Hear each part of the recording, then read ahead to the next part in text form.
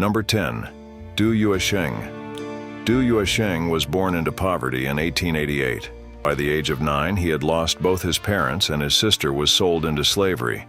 But all that trauma only forged Du into a ruthless animal. By 16, he was working as a bouncer in brothels. A bouncer at the age of 16, let that sink in. It was here that he got in touch with the Green Gang, soon to become the most powerful triad in Greater China. I guess Du was exactly what they needed. With his sharp mind and fearlessness, he quickly impressed many bosses and became the lead operator of gambling and opium for Huang Jinrong, one of Shanghai's most notorious gangsters. In 1924, when Huang was arrested for slapping a governor's son, Du's diplomacy got Huang out of jail, and Du became the leading face of the Green Gang. Du made alliances with Chiang Kai-shek, playing a crucial role in Chiang's rise to power as the leader of the Republic of China for over 20 years.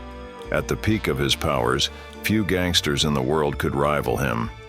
He was the director of the Shanghai Stock Exchange, the Bank of China, and over 200 other corporations.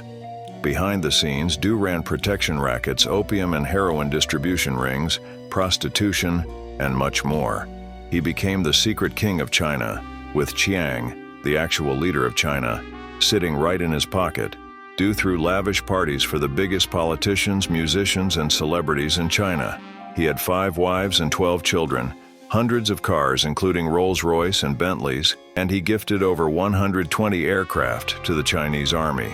Anyone who crossed his path met a bloody fate. It took World War II, the Imperial Japanese occupation of China, and the Communist uprising to finally drive Du out of China. While Du Yuesheng's reign over Shanghai's underworld was formidable, his legacy was swiftly erased by the rise of the Chinese Communist Party. The Green Gang's influence dwindled, and Du's empire crumbled after his exile. But unlike Du, the next mafioso on the list had one of the most striking legacies in the history of organized crime.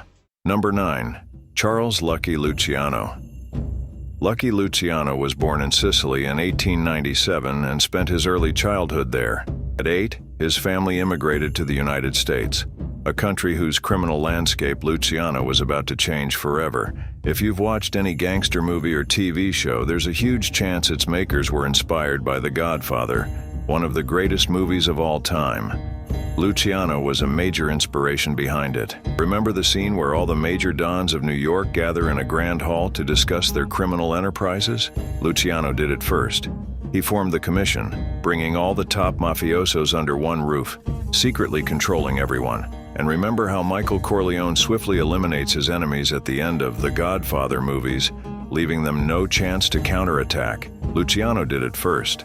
When he learned that his boss, Maranzano, was planning to oust him, Luciano acted swiftly and took Maranzano out first. Within days, all of Maranzano's associates and allies were found dead in their homes, hotels, and New York Bay. After this, Luciano became the most powerful don in New York. Such was the influence of Charles Lucky Luciano that even after his death, the American mafia operated on the terms and policies he set.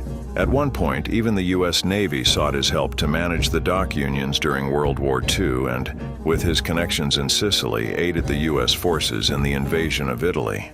While Luciano immigrated to the United States at an early age and took the Sicilian mafia tradition with him, Sicily, still to this day, remains the most important ground for the Italian mafia. Our next don is possibly the most barbarian the Italians had ever seen. Number 8. Salvatore Toto Riina. Riina was born in 1930 and raised in a poverty-stricken countryside house in Corleone, in the then province of Palermo. It seems Toto lost almost all sense of empathy and morality right in his childhood. When he was just 12, his father Giovanni found an unexploded American bomb and attempted to open it to sell the powder and metal. The bomb exploded, killing Giovanni and Riina's 7-year-old brother Francesco, while injuring his other brother Gaetano. By no means did Riina have a normal childhood. At the age of 19, he was already sent to prison for killing another man in a handgun fight. The Corleone mafia family ruled over Corleone, with Michele Navarra as their boss. Luciano Leggio, another upcoming mafioso, sought to control the Corleone family for himself. To oust Michele Navarra, Leggio enlisted the help of 3 gunmen, one of whom was the freshly out of prison Toto Riina. Soon after the slaying of Navarra, Leggio became the new head of the Corleone family, with Riina as his right-hand man. But much to Leggio's dismay, he was captured for the killing of Navarra, and Riina became the effective head of the Corleone family. La Cosa Nostra had rules that were to be followed by each of its disciples, and that's how the Italian mafia ruled over Italy. But words like rules and discipline were nowhere to be found in Riina's dictionary. In the 1960s, Riina effectively killed every single one of his enemies, often in broad daylight, and did not hesitate to kill women, children, and civilians.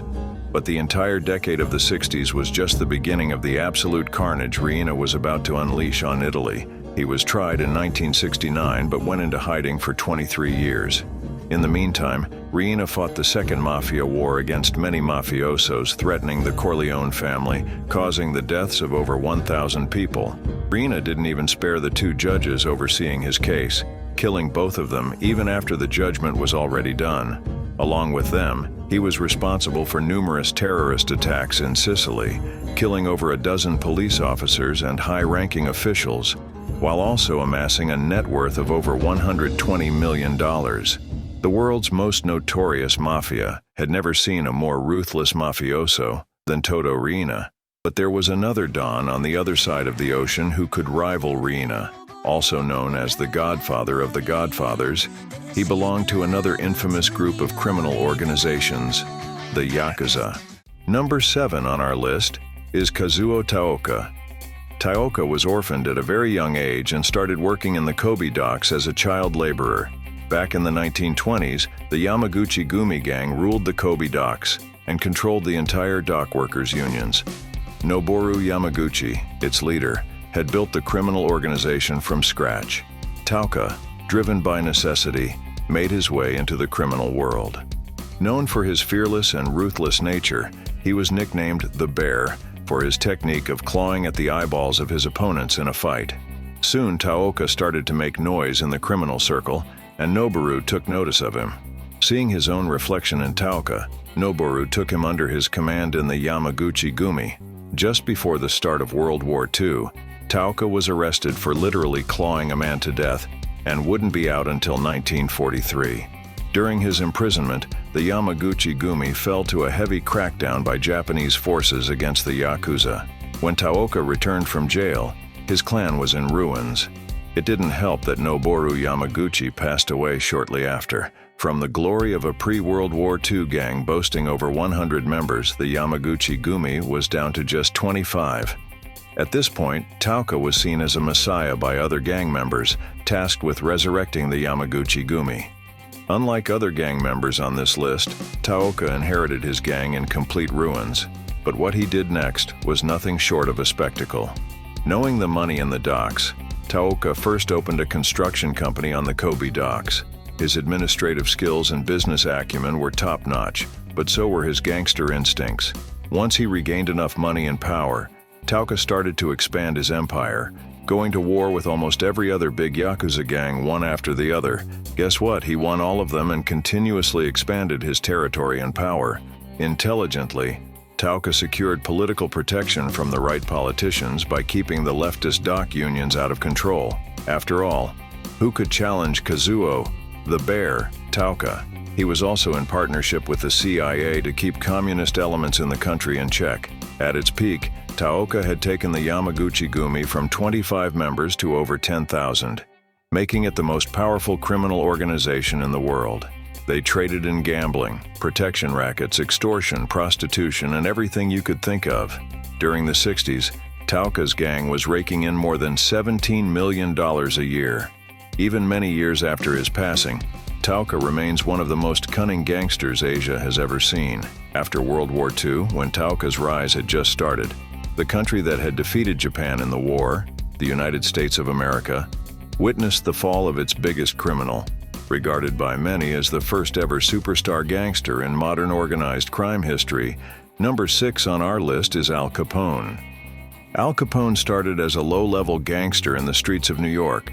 At 14, he was expelled from school for hitting his female teacher in the face. In another incident, he took a sharp cut on the face in a fight, earning him the nickname Scarface. Though this aggressive nature got him into trouble early on, it also fueled his rise. After working for the 5 Points Gang in New York, he was called to Chicago by Johnny Torrio, whom Capone considered his idol. With Prohibition starting in the USA, Capone began working heavily with Torrio in the bootlegging business and played a key role in the murder of Colosimo, the biggest boss in Chicago at the time. This made Torrio the undisputed king of Chicago's underworld, with Capone as his right-hand man, but Torrio knew he wasn't cut out for gang wars. After an assassination attempt by the North Side Gang left him injured, Torrio handed all power to Capone. Al Capone soon expanded his bootlegging business across America through violent means. Over 100 people were killed by Capone in his path of expansion. What made him such a powerful gang leader was his combination of ruthlessness and intelligence. He forged strong relationships with top politicians, allowing him to evade law enforcement. To gain public favor, he donated to charities and crafted a Robin Hood image for himself. After achieving success on all fronts, Capone sought to eliminate his biggest enemy, the North Side Gang, in one fell swoop. Over 7 leaders of the North Side Gang were murdered in broad daylight. These murders shook the public, and Capone was about to lose his political power, or so it seemed. Capone supported Thompson in the mayoral elections, and although Thompson lost, Capone had many other politicians, police officers, lawyers, and union leaders in his pocket. At that time, Al Capone had amassed a fortune of over $150 million, equivalent to around $1.5 billion today. The President of the United States himself had to send a special team, called the Untouchables, to build a case against him. There hardly ever were any gang leaders as powerful and influential as Al Capone amassing wealth over billions, except the very few mafiosos belonging to the criminal organizations operating in the south of the USA. Cartels. Number 5. Amado Carrillo Fuentes. When people think of cartels, Fuentes isn't the first name that comes to mind, but as the media likes to call him, he was a mysterious man who managed to stay under the radar even during his lifetime. At the mere age of 12, Fuentes left his hometown to join his uncle Ernesto in the cartel business. Soon after learning the ins and outs of the drug trade, Fuentes showed his true colors by assassinating his boss Rafael Guajardo and taking control of the Juarez cartel. There are very scant details available about what Fuentes was actually like and how he ran his cartel. In the words of the DEA itself, he was a low-profile kingpin who behaved like a businessman. Fuentes worked with Pablo Escobar, the Cali cartel, and many big names back in the 80s. He was known as the Lord of the Skies because he used private jets to transport cocaine into the U.S. and was responsible for over 400 deaths. But that's mostly what we know about him, through the people he worked with and how he was remembered, almost like an urban legend. That's what made Fuentes so powerful. He was like a shadow, and Mexican and U.S. officials were scratching through scraps to find him. All this time working in the shadows, Fuentes amassed a fortune of over $25 billion, around $40 billion in today's terms. And of course, the U.S. never caught Fuentes, but it was his own mistake that cost him his life. Amado Fuentes was undergoing heavy plastic surgery, but it failed terribly, and within a few hours, Fuentes was dead. The surgeons who performed the surgery were found dead at the corner of a highway in steel drums filled with cement. Though Fuentes managed to get away from authorities and died on his own, there was another cartel leader who, even after trying, couldn't get the same luck. But such was his power and influence, the U.S. was never going to allow him one. Number 4. Joaquin El Chapo Guzman. El Chapo, meaning Shorty, was born in La Tuna, an incredibly rural town where even a school was 100 kilometers away, and teachers were only present for a few months a year. Evidently, El Chapo remained illiterate and started working in the poppy fields with his father and brothers, just like everyone else in the town, with no other means of income. Frustrated with his reality, Guzman left the town and soon began working under the cartel of Hector El Güero Palma, transporting drugs and overseeing their shipments from the Sierra Madre region to urban areas near the Mexico-U.S. border by aircraft. El Chapo had an intimate knowledge of the Sierra Madre, thanks to his extensive childhood experience working in the fields of its hilly ranges. This knowledge helped him ascend in his job and later in life. Guzman would often kill smugglers himself if drug shipments didn't arrive on time and constantly pushed his leaders to increase the share of drugs he was allowed to transport. Impressed with his performance, El Chapo was allowed to climb the ladder, gaining more control in the cartel. When Felix Gallardo was arrested in 1989, his Guadalajara cartel was the biggest at the time, and almost every big name, including El Chapo, worked under him. The Guadalajara cartel eventually broke apart after Felix's arrest, and Guzman formed his own cartel, the Sinaloa cartel, with its own distribution routes and areas. He ran the cartel with his most trusted associates, Palma and Zambada. The Sinaloa cartel faced many challenges, especially during the cartel and Mexican drug war. Other cartels tried to attack Sinaloa and hijack its distribution routes, but Guzman was too intelligent and formidable. Even back in 1987, before Felix Gallardo's arrest, U.S. informants working in the organization said, "El Chapo is the real leader, not Felix." El Chapo significantly impacted the drug war, causing countless deaths, with politicians, police officers, and law enforcement officials in his pocket. He was arrested in 1993. But even in jail, the Sinaloa cartel remained unscathed, and El Chapo was still the king. Drugs were shipped by planes, boats, roads, tunnels, and submarines. El Chapo amassed a fortune worth over $12 billion. His first escape from prison in 2001 involved bribing every single officer to open his electric cell and let him walk out. Over 13 years, both U.S. and Mexican authorities searched for him, and he hid in the Sierra Madre Mountains, which he had mastered since childhood. El Chapo was arrested again in 2014 but escaped in 2015 by constructing a long tunnel from his cell bathroom to a newly built property 1.5 kilometers away. Even after his 2016 arrest, the cartel would go to any lengths to get him back. Wildly considered the biggest cartel leader in history, the world's criminal number one, El Chapo now sits in the most heavily protected jail in solitary confinement and counts his days. Guzman's glory days are behind him, unlike the next member on our list, who seems to grow forever and ever. I request you to get in a comfortable position, hold your chair tightly, or fasten your seatbelts because we have reached the top 3. Number 3, Dawood Ibrahim Kasker. Dawood was born a day after Christmas in 1955 and grew up in the poverty-stricken ghettos of Dongri, Mumbai. India had just gained independence, and the state of Maharashtra, where Mumbai is located, was still taking shape. Lawlessness permeated the city, with bustling docks, textile mills, the movie industry, and an emerging finance sector. The police system was broken, and corruption was rampant, except for a few loyal officers like Dawood's father, a low-level constable. Dawood dropped out of school without his father's knowledge and joined forces with his brothers and friends. Their small gang engaged in thefts, gambling, scamming tourists, and smuggling counterfeit goods. Despite his unassuming size, Dawood's sheer will and fearlessness were enough to intimidate opponents. Soon, their mischievous activities caught the attention of the biggest rival gang, the Pathans. Big, tall, and muscular, they couldn't fathom a small man like Dawood outperforming them in smuggling drugs, gold, and counterfeit goods.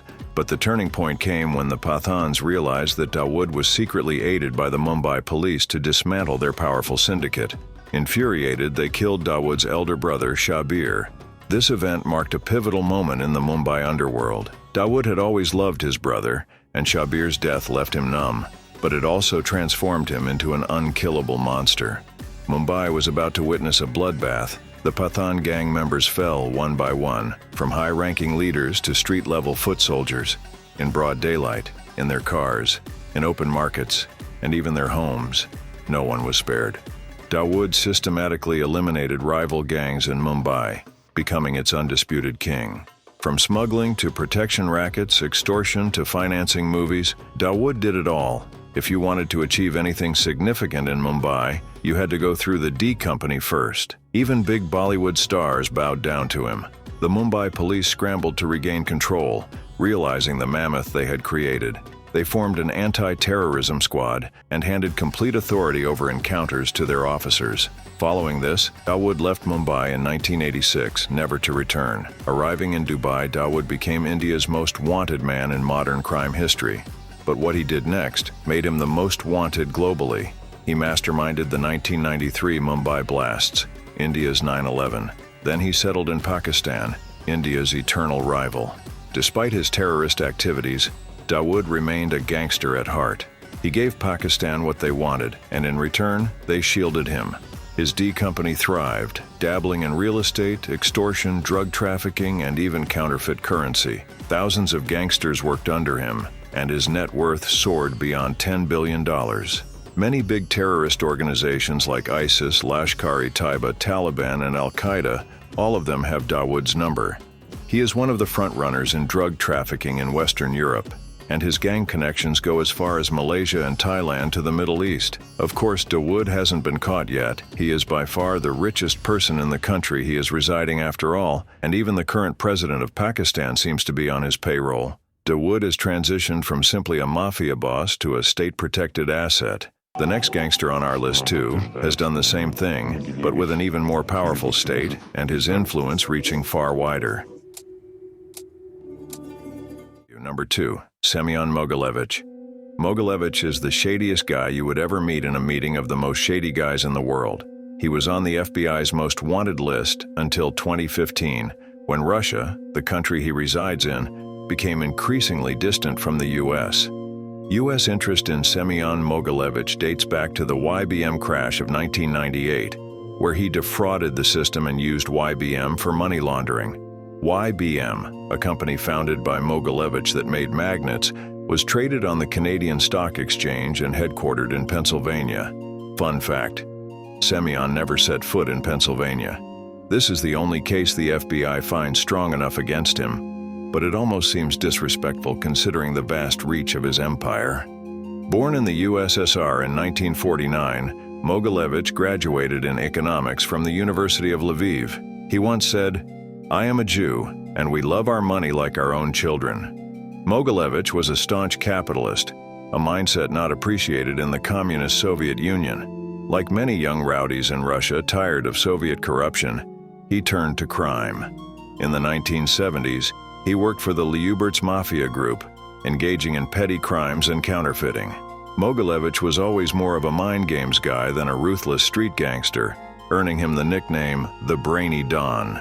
He later started a funeral arrangements business, which laundered his dirty money into white. Here, Mogilevich tasted blood, not just the money in crime, but also in turning black money into white. Running these ventures successfully for over a decade, Mogilevich launched another scam and never looked back. In the 1980s, many Jews in the crumbling USSR wanted to emigrate to better lands, mostly Israel or the USA. They possessed costly artifacts, cars, and properties, which they needed to sell quickly to collect money for their journey. Mogilevich offered to act as a broker and sell their belongings. Initially, he returned the money collected, but for later customers, he simply stopped paying them back and pocketed the returns. During the 80s, corrupt communism was exponentially catching up to the USSR.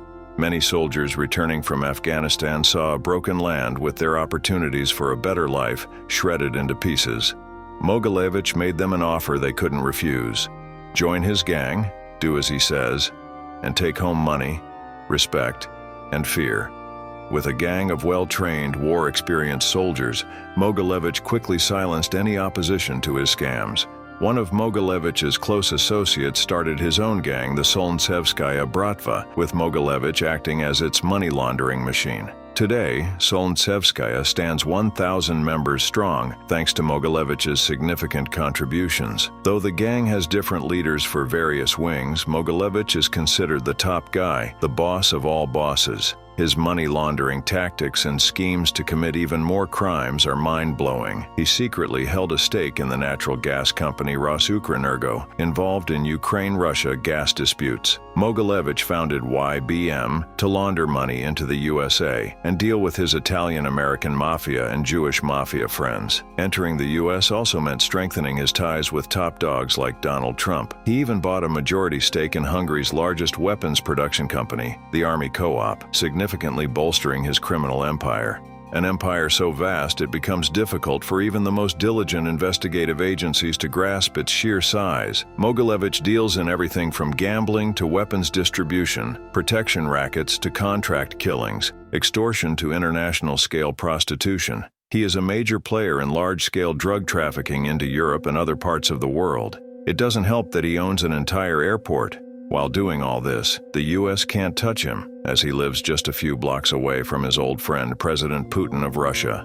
The U.S. has no extradition treaty with Russia, so they can forget about him. Even Central Asia and Eastern Europe's big politicians are in his pockets. Mogilevich has become too big to fail. But what happens when you become so big that you even surpass the too big to fail phase? What happens when you become a country in itself?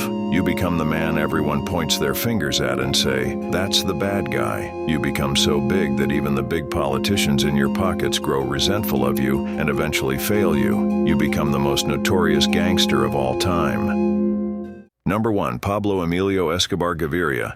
No one in the history of organized crime has ever been bigger than Pablo Escobar. Pop culture echoes this sentiment, whether it's in paintings, movies, TV series, songs, raps, books, clothes, or any other form of expression. Pablo has ascended to the very pinnacle of cultural influence. For 7 straight years, he was on the Forbes list of the richest people in the world until his death in 1993. With a net worth of around $30 billion at his peak, Pablo was worth half his country's GDP, but he started from nothing. Pablo Escobar was born on December 1, 1949, in Rio Negro, Antioquia Department, Colombia. The third of 7 children, Pablo grew up in poverty. Though his parents were honest, hard-working people, his life conditions didn't encourage him to follow in their footsteps. Pablo dropped out of school with his brother and began his criminal career by joining gangs to steal cars. He also stole tombstones from graveyards, sand-blasted their inscriptions, and sold them.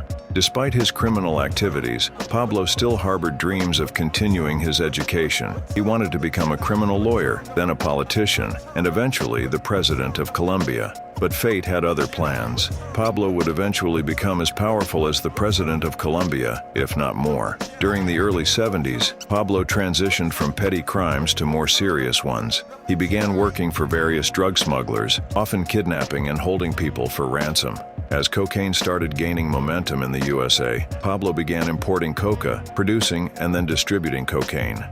There were other players in the game too, most notably the Ochoa brothers and Carlos later, a German-Colombian drug lord. Pablo decided to create a team. The Medellin Cartel, an organization of all the top dogs of Colombian drug trafficking, except those in the Cali Cartel, a rival to Medellin. Since the U.S. was too big of a market, everyone could feast on their share without disturbing the others. By collaborating, distribution became easier and profits even bigger. And that is exactly what happened. After the creation of the Medellin cartel, a cocaine boom took place in America during the 80s, putting Colombian drug cartels on the USA's radar more than ever. Throughout the 70s, Pablo Escobar had made arrangements for the Medellin cartel. He used a technique known as silver or lead. Either you take the money or a bullet in your chest. Several politicians, judges, and police officers were bribed by Escobar to look the other way, and if they didn't, they faced deadly consequences.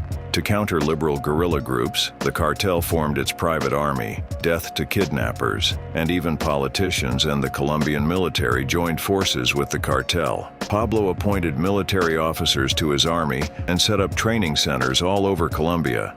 To create a Robin Hood-like image, Pablo often donated to charities, built schools and football fields. Soon he became a politician and joined the parliament, but that move would cost him dearly. Pablo liked to flaunt his wealth and had purchased extravagant properties, most notably Hacienda Nápoles, a property spanning over 20 square kilometers, which had its own zoo and has caused a hippo problem in its neighborhood to this day. His entry into the Colombian parliament made him an easy target due to his obvious but hard-to-prove criminal activities.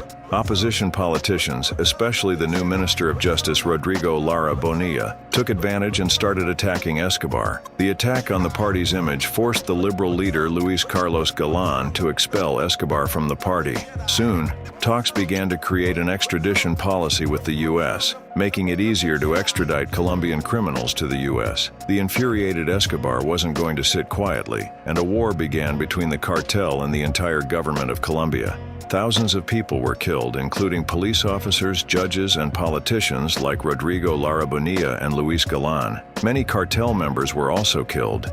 The attacks included the alleged siege of the Colombian Supreme Court by the M19 guerrilla group, resulting in the deaths of half the judges, and the bombing of Avianca Flight 403, which killed all 107 people on board, including 2 Americans. This made it personal for America. In 1986, the Colombian Supreme Court rejected the extradition treaty, but the newly elected president quickly renewed it. Pablo Escobar had surrendered while living in his self-built prison, but had to escape. This time, America was involved, combining their intelligence and armed forces with Colombian authorities to form a special team just to catch Escobar. He was finally caught in 1993 in a middle-class neighborhood of Medellin with just one bodyguard. The authorities were there to capture him, but Escobar opened fire. The team quickly reacted, and after a brief gunfight, Escobar was killed with a bullet to the head. At Pablo Escobar's peak, the world was his oyster. His cartel controlled 80% of the world's cocaine trade, raking in billions in profits annually. He owned hundreds of properties, had a family, and even a mistress. With a mere gesture, he could order the deaths of 10 men. He was truly more powerful than the president of Colombia, but it's always better to stay in the shadows. Once you step into the limelight, the vultures will find you. Pablo Escobar had become too big, and both the USA and Colombian governments had to come together to take him down, and they did. Like everyone else on this list, Pablo did not get a peaceful death, and that's just what he deserved. With the death of Escobar, we end our list of the top 10 most notorious gangsters of all time. If you enjoyed the video, do like, share, and subscribe, and do comment what else top 10 list you would like to see. Thank you for watching.